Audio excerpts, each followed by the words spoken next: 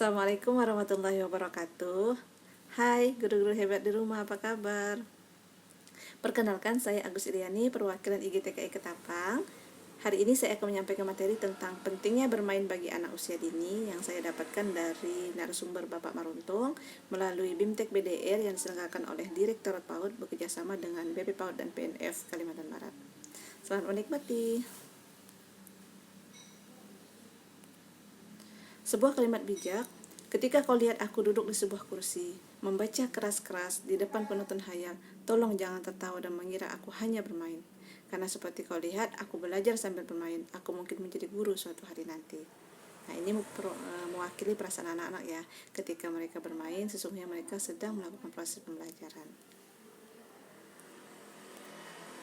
Pernyataan Jean Piaget tentang bagaimana anak belajar. Anak seharusnya mampu melakukan percobaan dan penelitian sendiri. Guru tentu saja bisa menuntun anak-anak dengan menyediakan bahan-bahan yang tepat. Tetapi yang terpenting, agar anak dapat memahami sesuatu, ia harus membangun pengertian itu sendiri. Ia harus menemukannya sendiri. Ini sesuai dengan teori pendidikan konstruktivisme ya, bagaimana anak menemukan sendiri pengetahuannya. Jadi bukan dituntun atau dibantu, tapi bagaimana mereka berkreasi dan menemukan sendiri melalui percobaan yang mereka lakukan. Apa itu bermain? Bermain adalah segala aktivitas langsung, konkret yang dilakukan anak dengan interaksi dengan orang-orang di sekitarnya, orang dewasa di sekitarnya seperti orang tua, nenek kakek, kakak, dan adik, dengan benda-benda yang ada di sekitarnya benar-benar konkret yang mereka lakukan dengan senang hati, dengan inisiatif sendiri dan imajinasi anak, dengan melibatkan semua panca indera anak dan seluruh anggota tubuh mereka.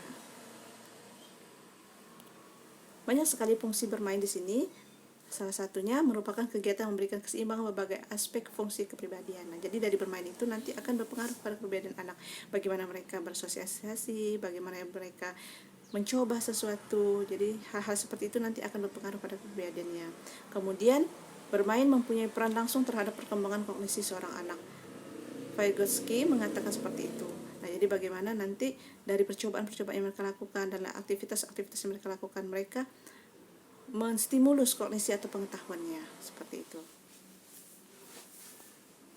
Rumahku sekolahku. Nah, di masa-masa sekarang ini kita menjadikan rumah adalah sekolah bagi anak-anak.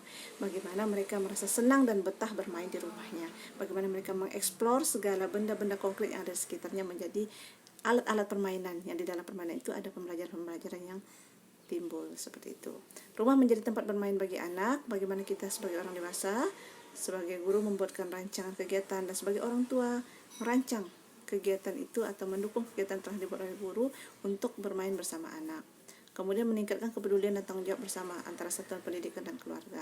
Mendorong penguatan pendidikan karakter anak. Nah, bagaimana kita membentuk karakter anak ya di rumah dengan kegiatan pembiasaan juga seperti berdoa dan sebagainya. Kemudian aktivitas kita mulai dengan berdoa, kemudian dengan kegiatan-kegiatan yang menunjang untuk membentuk karakter anak. Bagaimana ada minta izin, kemudian bagaimana mereka berterima kasih setelah ditolong dan lain sebagainya. Nah, di rumah di mana saja anak bisa bermain, ternyata di semua ruangan anak bisa bermain. Dari dapur, di ruang tamu, di garasi, di halaman, di kamar tidur, kamar mandi, ruang keluarga, semua bisa dieksplor untuk anak bermain. Manfaat alat main bagi anak. Nah, di antaranya mengembangkan berbagai aspek perkembangan anak. Bagaimana anak mengeksplor alat-alat mainnya ya, bagaimana anak memegang, melepas, melempar, meremas dan lain sebagainya, itu sudah mengembangkan banyak sekali aspek perkembangan dalam diri anak. Kemudian mengembangkan keterampilan inquiry, yaitu pengetahuan yang diperoleh melalui percobaan-percobaan atau penemuan-penemuan yang dilakukan anak. Mengembangkan imajinasi dan kreativitas. Nah, bagaimana anak memainkan alat mainnya, menyatukan, menyambung dan lain sebagainya, itu adalah proses untuk meningkatkan imajinasi anak dan kreativitas anak. Kemudian juga bagaimana anak belajar bertanya, ini apa bunda, ini namanya apa, ini warnanya apa, ini kegunaannya apa, ini bisa diapain ya, seperti itu.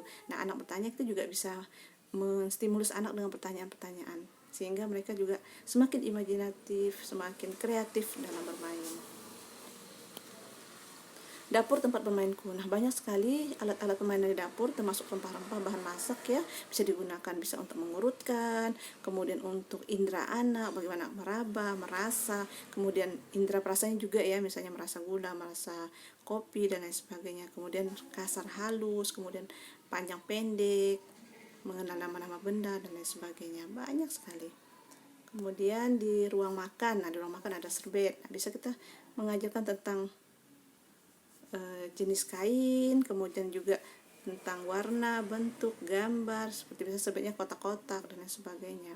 Kemudian juga bagaimana kita membuat alat musik sederhana ya, misalnya dari gelas yang dipukul dengan sendok, dari piring, mangkok dan lain sebagainya. Kemudian bermain di ruang keluarga. Nah, banyak sekali.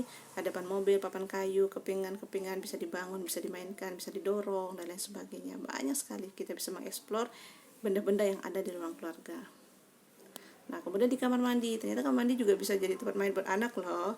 Anak bisa bermain menggosok lantai, kemudian juga bisa membuat balon yang panjang melalui kaos kaki bekas yang masih bersih ya, bisa kita pakai. Kemudian juga bisa bermain terapung, tenggelam, dan lain sebagainya. Kemudian halaman rumah, nah ada banyak sekali juga barang-barang dalam rumah, termasuk daun-daun, ranting, kayu, air, dan lain sebagainya. Bagaimana anak bermain masak-masakan, melukis, menghitung, mengurutkan, memukul maksudnya membunyikan, seperti itu. Kemudian di kamar tidur, nah bantalnya, gulingnya, selimut itu semua bisa jadi alat main. Mereka bisa melompat, mereka bisa melipat, mereka bisa mengurutkan, dan lain sebagainya. Contoh pertanyaan terbukanya, jadi sambil anak bermain, kita sebagai orang dewasa juga menyiapkan pertanyaan terbuka kepada anak. Misalnya, apa yang ingin kita buat, Dek? Berapa banyak yang kita perlukan, Dek? Dapatkah kita menghitung jumlahnya? Biarkan mereka yang melakukan. Kita menstimulus dengan pertanyaan saja. Usahakan pertanyaan kita berikan adalah pertanyaan terbuka yang memberikan lebih dari satu jawaban.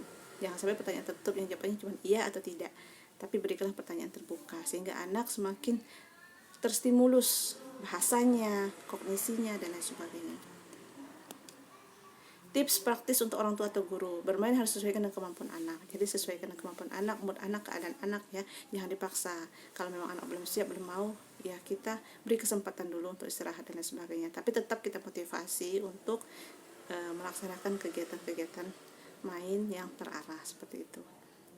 Kemudian alat main harus aman bagi anak. Jadi hati-hati dengan bahan-bahan mainan yang mudah pecah, yang tajam atau beracun. Itu sangat berbahaya bagi anak. Itu harus kita perhatikan. Yang pertama adalah keamanan. Kemudian alat main ada mudah dijangkau sehingga memberi pesan aku bisa melakukan sendiri. Jadi beri kesempatan anak untuk mengeksplor sendiri. Jangan terlalu kita dikte, kita arahkan dan sebagainya, tapi biarkanlah mereka menemukan sendiri. Kita hanya memfasilitasi. Ciptakan suasana bermain yang menyenangkan bersama anak di rumah. Nah, ketika anak senang, emosinya tersalurkan, maka mereka akan betah di rumah. Tidak memaksakan apabila anak tidak berniat untuk main. Nah, jadi tadi sudah kita bahas, beri kesempatan mereka istirahat dulu, atau boleh kan mereka memilih kegiatan main mana yang mereka ingin mainkan terlebih dahulu, seperti itu. Nah, demikian penyampaian materi pada hari ini. Mungkin sedikit pengantar saja ya buat kita semua. Seandainya pertanyaan atau ada yang mau share pengalaman selama BDR ini, kita lanjutkan kembali di WA Group. Terima kasih atas perhatiannya. Mohon maaf atas kesalahan kekurangan. Assalamualaikum warahmatullahi wabarakatuh. Semangat!